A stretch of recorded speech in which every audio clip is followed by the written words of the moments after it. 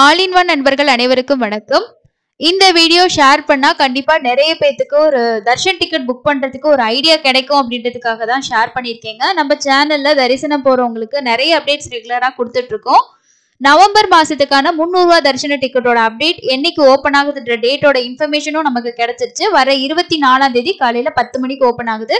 நிறைய பேர் நவம்பர் மாசம் தர்ஷன் போறதுக்கு டிக்கெட் புக் பண்றதுக்கு இப்பவே நீங்க பிளான் பண்ணி வச்சிருப்பீங்க, எத்தனாம் தேதி இந்த ஸ்லாட் வேணும் அப்படின்னு சொல்லிட்டு. சோ இதுல என்ன நமக்கு முக்கியமான விஷயம் நம்ம கவனிக்கணும் அப்படின்னு பாத்தீங்கன்னா ஒண்ணுமே இல்லைங்க. ஏன்னா திருமலையில நம்ம வருஷத்துக்கு ஒரு தடவை நடக்கிற இந்த விஷயத்துக்கு கண்டிப்பா நம்ம மிஸ் பண்ணாம நிறைய பேர் போவோம். அதுல ஒண்ணுதான் திருமலையில சொர்க்க வாசல் தரிசனம். அதாவது இத வைகுண்ட துவார தர்ஷன் அப்படின்னு சொல்லுவாங்க. ரொம்ப விசேஷம். 10 நாள்ல வந்து பாத்தீங்கன்னா ஓப்பன்ல இருக்கும் திருமலையில. மத்த எல்லா பெருமாள் கோவில்லையுமே வந்து 2 நாள் வந்து இருக்கும். ஆனா திருமலையில பக்தர்கள் அதிகமா வருவாங்கன்றதுக்காக 10 நாள் ஓப்பன்ல வச்சிருப்பாங்க. இந்த வைகுண்ட துவார தரிசனம் எப்ப வருது அதை பத்தி டீட்டெயிலா நான் ஒரு வீடியோ கொடுத்துருக்கேன், என்ன மாதிரி டிக்கெட்லாம் இருக்கும்னு சொல்லிட்டு.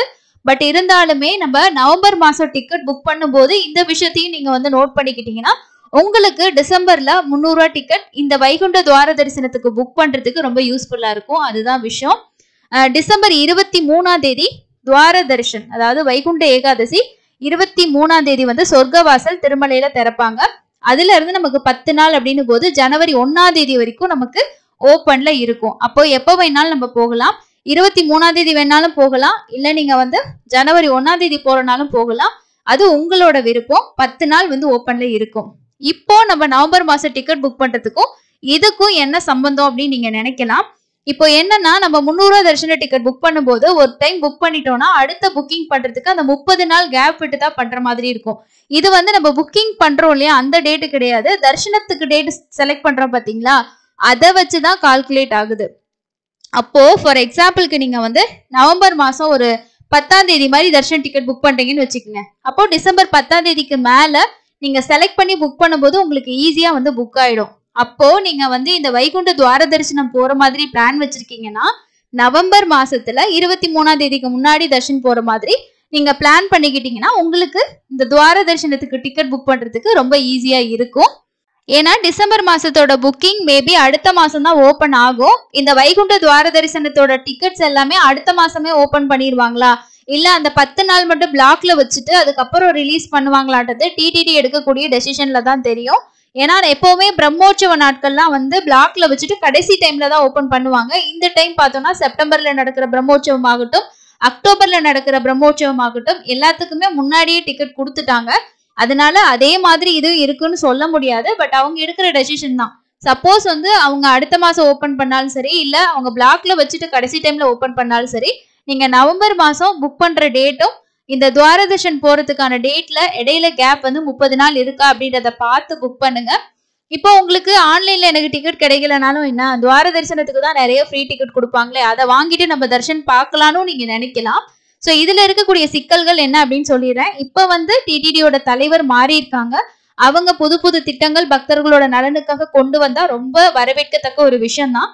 பட் இருந்தாலும் கடைசி இப்போ ஜனவரியில நடந்த வைகுண்ட துவார தரிசனத்துக்கு அவங்க ஒரு நாளைக்கு 50,000 கொடுத்தாங்க டிக்கெட். பட் ஆனா என்ன ஒரு இஷ்யூ ஆச்சு அப்படின்னா கண்டினியூவா இஷ்யூ பண்ணனால முன்னாடி போனவங்க எல்லாமே நிறைய வாங்கிட்டாங்க. அப்போ தொடர்ந்து கொடுக்கும்போது ஒரு 2 நாள் 3ஆவது நாள்லாம் போய் வாங்குறவங்க 3 நாள் வெயிட் பண்ணி பாக்குற மாதிரியான ஒரு சிச்சுவேஷனும் ஏற்பட்டுச்சு. கடைசி நேரத்துல நிறைய பக்தர்கள் போகல. அதாவது அங்க லோக்கல்ல இருக்கவங்க, பக்கத்துல இருக்கவங்க, அவங்க தான் அதிகமா போனாங்களே தவிர வெளியூர்ல இருந்து போகக்கூடிய நம்ம மாதிரி தமிழ்நாட்டுல இருந்து போறவங்க எல்லாம் ஒரு டிக்கெட்டை வாங்கிட்டு 2 நாள் 3 நாள் அங்க இருக்கணும்னா யோசிச்சு பாருங்க, எல்லாராலையும் முடியாது இல்லையா.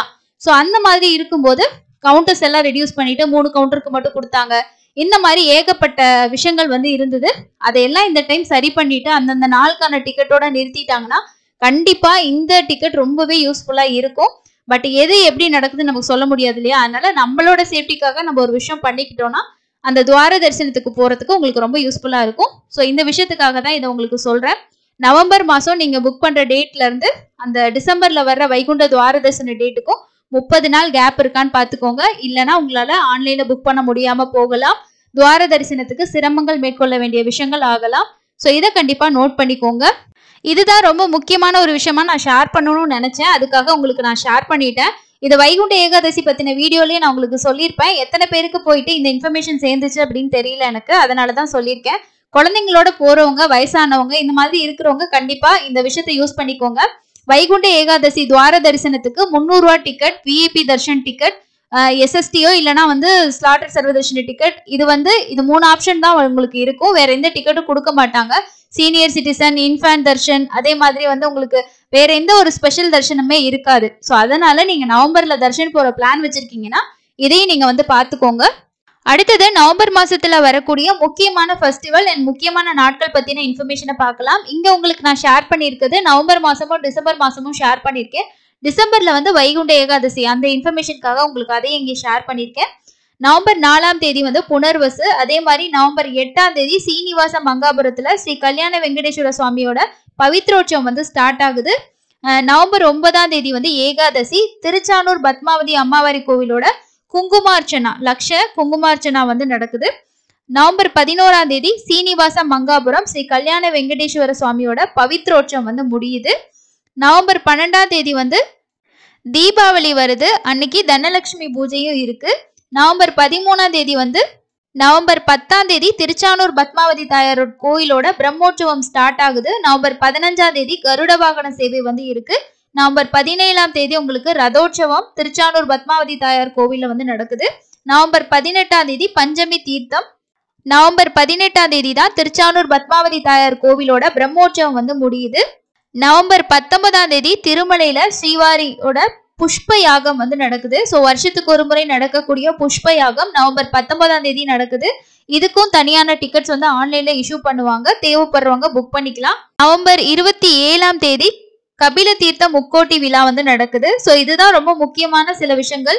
ஸோ கண்டிப்பா நீங்க வந்து நவம்பர் மாசத்துல தர்ஷன் போறீங்க அப்படின்னா இப்போ நான் இந்த இமேஜ்ல ஷேர் பண்ணியிருக்கிறது நம்ம டெலிகிராம் குரூப்லயும் ஷேர் பண்ணுவோம்.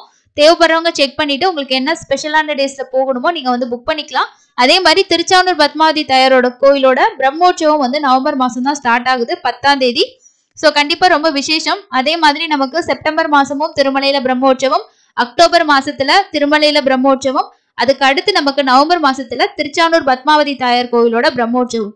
தொடர்ச்சியா 3 மாதங்கள் பெரிய பிரம்மோற்சவங்கள் இருக்கு. உங்களுக்கு எந்த நாட்கள்ல கன்வீனியன்ட் இருக்கோ கண்டிப்பா யூஸ் பண்ணிக்கோங்க. வேற எந்த அப்டேட் வந்தாலும் சேனல்ல ஷேர் பண்றேன். ஸோ உங்களுக்கு ஏதாவது டவுட்ஸ் இருந்தாலும் கமெண்ட்ஸ்ல ஷேர் பண்ணுங்க. நீங்க டிசம்பர் மாசம் உங்களுக்கு சொர்க்கவாசல் தரிசனம் போகணுன்ற பிளான் வச்சிருக்கீங்கன்னா கண்டிப்பா நான் சொன்ன விஷயங்கள் ஃபாலோ பண்ணிக்கோங்க. இன்னொரு பயனுள்ள பதிவில் சந்திக்கலாம். நன்றி.